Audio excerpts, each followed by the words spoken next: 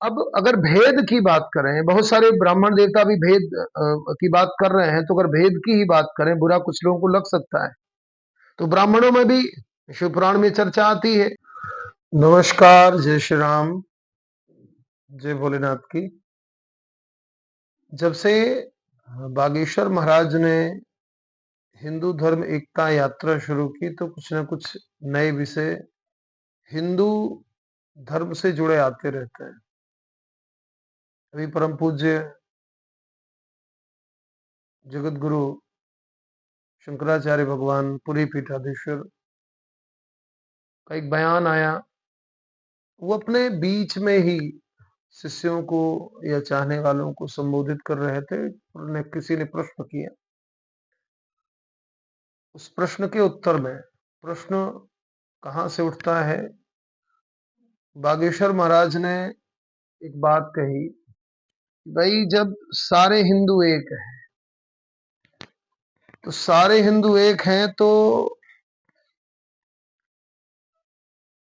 पुजारियों, दलित और पिछड़ों को भी पुजारी होने में कोई समस्या नहीं। मैं ये अपील करूंगा शंकराचार्य भगवान से कि दलितों और पिछड़ों को भी वो अधिकार दिया जाए मंदिर की पूजा का। इस बात को रखा। अच्छा, ये विषय बहुत दिनों से उठ रहा है। असल में इसमें थोड़ा बहुत राजनीति का भी एक पुट होता है। विश्व हिंदू परिषद ने बहुत पहले इस बात को कहा, अब विश्व हिंदू परिषद ने इस बात को कहा और लगभग कई जगह पर ये चीजें हो भी रही हैं, लेकिन इसको धर्म विरुद्ध बताया। शंकराचार्य जी ने अपने पुरी पीठाधीश्वर ने धर्म विरुद्ध बताया। अच्छा, जब उन्होंने धर्म विरुद्ध बताया तो जो उनके अनुयायी हैं, उनके चाहने वाले हैं, वो और साथ में ऐसे समाज में बहुत सारे लोग हैं वर्ण व्यवस्था के समर्थक के रूप में, जो इस बात का सिरे से ही खंडन करते हैं। तो आज इन्हीं कुछ विषयों पर चर्चा करूंगा।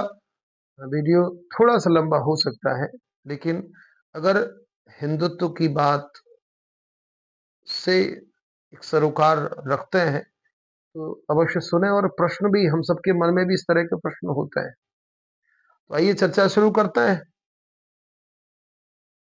कई बागेश्वर महाराज की यात्रा हो रही है और उन्होंने धर्म के विषय को लेकर के कि संपूर्ण हिंदू जो है वो सब एक है, जात पात की मिठाओ खाई, ऐसा कुछ करके उन्होंने हिंदू हिंदू भाई भाई जात पात की मिठाओ खाई। ये सामाजिक दृष्टि से ये बिल्कुल कोई गलत विषय नहीं लगता है, क्योंकि समाज को जोड़ने की बात, और इसी बीच में एक कड़ी होती है मतांतरण और धर्मांतरण की।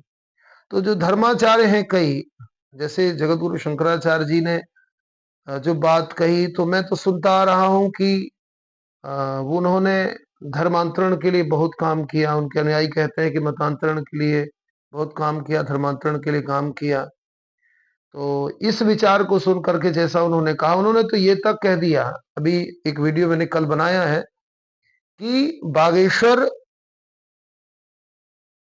के जो पीठाधीश्वर हैं धीरेन्द्र कृष्ण शास्त्री, उनके हाथ का पानी भी नहीं पीऊंगा।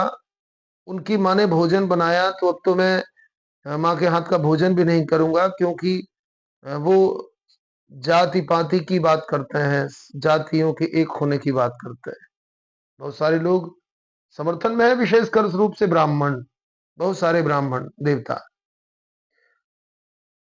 लेकिन इस बात को समझना होगा कि क्या केवल भारतीयता में, पूजा पद्धति में ब्राह्मण ही रहेंगे, ब्राह्मण देवता ही? मैं भी ब्राह्मण हूं। अब अगर भेद की बात करें, बहुत सारे ब्राह्मण देवता भी भेद की बात कर रहे हैं, तो अगर भेद की ही बात करें, बुरा कुछ लोगों को लग सकता है, तो ब्राह्मणों में भी शिव पुराण में चर्चा आती है। अब कई लोग कहने वाले कि पुराण और वैदिक काल अलग अलग थे, तो वैदिक काल में भी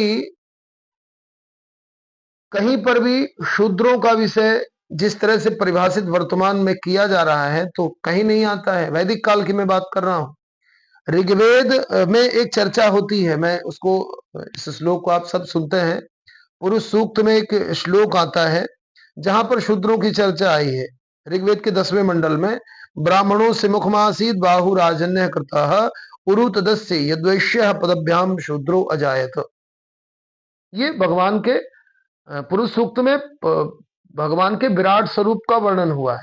विराट स्वरूप की चर्चा हुई तो विराट स्वरूप में ये कहा कि मुख से, मुख ब्राह्मण है ना, क्षत्रिय के लिए, वैश्य के लिए, शूद्र के लिए, ये बात आई। जिस तरह से पूरी चर्चा होती है कि पहाड़ क्या है, नदियां क्या हैं, लताएं क्या हैं, पताएं क्या हैं, इस तरह से जब विराट स्वरूप की चर्चा होती है, उस विराट स्वरूप की चर्चा के दौरान ये बात आती है, पुरुष सूक्त में ये बात है। अब इसको आधार बना करके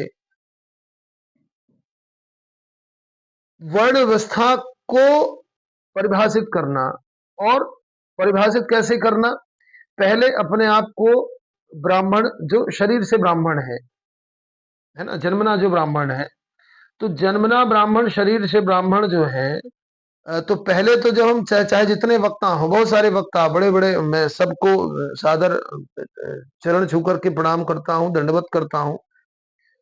बहुत सारे वक्ता जो हैं, तो ये सारे वक्ता इस बात को कहते हैं, वेद आधारित वर्ण व्यवस्था की बात को। लेकिन सबसे पहले वो, भले ही वो विरक्त महात्मा है, लेकिन विरक्त महात्मा होने के बाद भी जो ब्राह्मणत्व का एक अहम भाव है वो नहीं जाता है ना। तो उस परिभाषित करने से पहले उस खांचे में अपने आप को, ये इसको कह सकते हैं पूर्वाग्रह, ब्राह्मण होने के पूर्वाग्रह से ग्रस्त जैसे ही होते हैं वैसे ही परिभाषा बदल जाती है।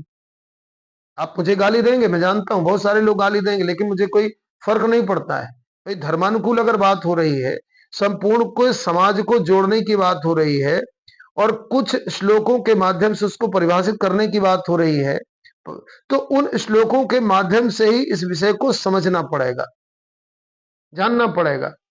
कई लोग कहते हैं कि पुराण काल की अलग बात है, तो वेदों को वर्गीकृत करने का काम भी वेदव्यास जी ने किया है। अब वेदव्यास जी ने ही जब किया है तो पुराणों के रचनाकार भी वेदव्यास जी ही माने जाते हैं। वेदों को अपौरुषेय कहा जाता है, तो अपौरुषेय कहने का, फिर तो अगर हम ये कहें कि वो रचना हो गई, तो वो तो वही बात है जैसे विधर्मी कहते हैं कि आकाश से किताब उतरी, आसमानी किताब उतरी, उसी के अनुसार सारी चीजें हैं। लेकिन हम लोग जो सनातनी लोग हैं, वो तर्क के लिए सदैव स्थान रखते हैं, और सदैव गुरु और शिष्य की एक परंपरा रही है जहां पर प्रश्न और उत्तर होते रहे हैं। शिष्यों ने प्रश्न किया है, ऋषियों ने उत्तर दिया है। ऋषियों ने ही वेदों की रचना की।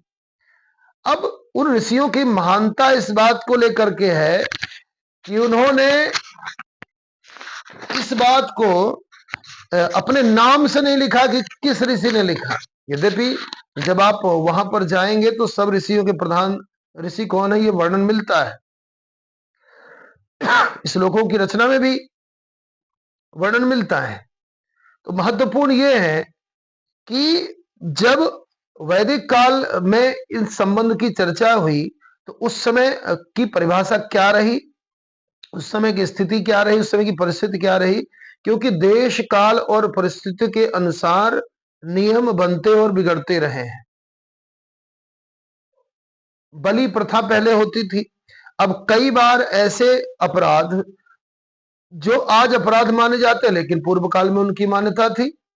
भाई जैसे भी भेद की बात हम जब कर रहे हैं, तो भेद में अगर हम कहें कि खान पानों के आधार पर वर्गीकृत करेंगे, तो मांस भक्षण का जो स्वरूप है, तो ऐसा तो नहीं था कि पूर्व काल में नहीं था। शास्त्रों में ऐसी बहुत सारे बातें मिलती हैं, लेकिन फिर अन्य ऋषियों ने इन बातों को खंडित करने का काम किया, और अनेकानेक दृष्टांतों के माध्यम से, श्लोकों के माध्यम से उन मान्यताओं को खंडित करने का काम किया है। एक नई मान्यता के प्रतिपादन का काम हुआ है। तो नियम कोई आवश्यक नहीं है कि जो उस समय पर पुण्य था वो इस समय पर भी पुण्य होगा। ऐसे बहुत सारे काम हैं। शिकार की बात आती है, वाल्मीकि रामायण में भी भगवान के शिकार की बात आती है। और